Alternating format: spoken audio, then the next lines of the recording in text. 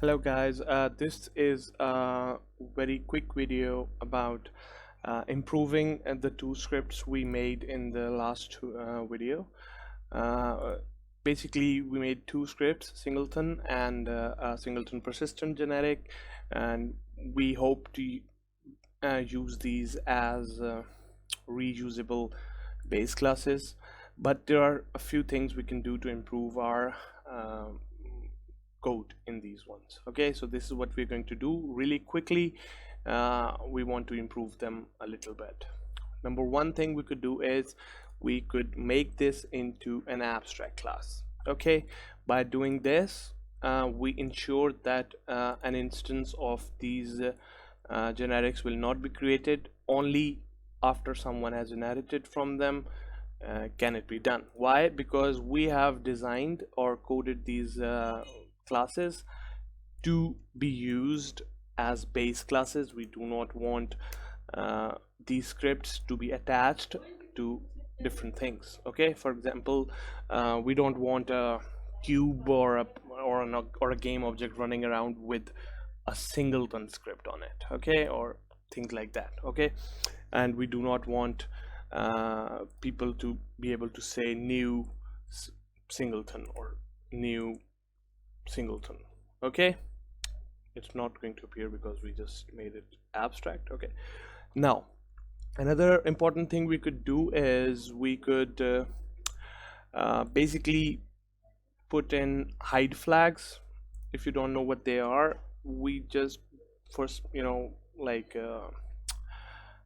just to be safe, I would say we could say hide flags is equal to don't let's say hide and don't save would suit us. Why? Because if you can read the hint, it says basically it would not show up in hierarchy and not saved to the scene files, as well as it will not be unloaded by resources.unload unused assets. Okay, so it's our way of saying don't kill our managers even if they're not being used, because they might be.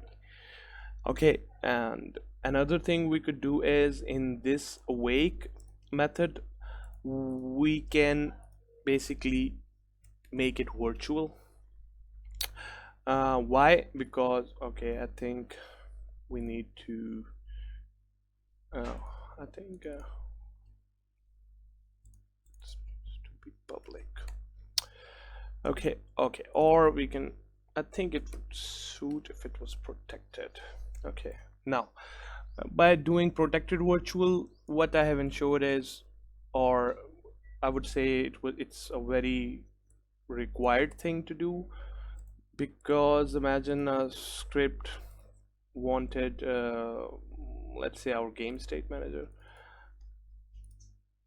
wanted an awake method. Okay, so sorry, this was wrong. It would say awake like this. What this will ensure is that this functionality, the one we have here, as well as the game state manager's awake functionality also runs. So whatever the game state manager wants to do, game state manager's awake process would go here. You could code whatever you want here, and this base.awake will ensure that whatever this code also gets run.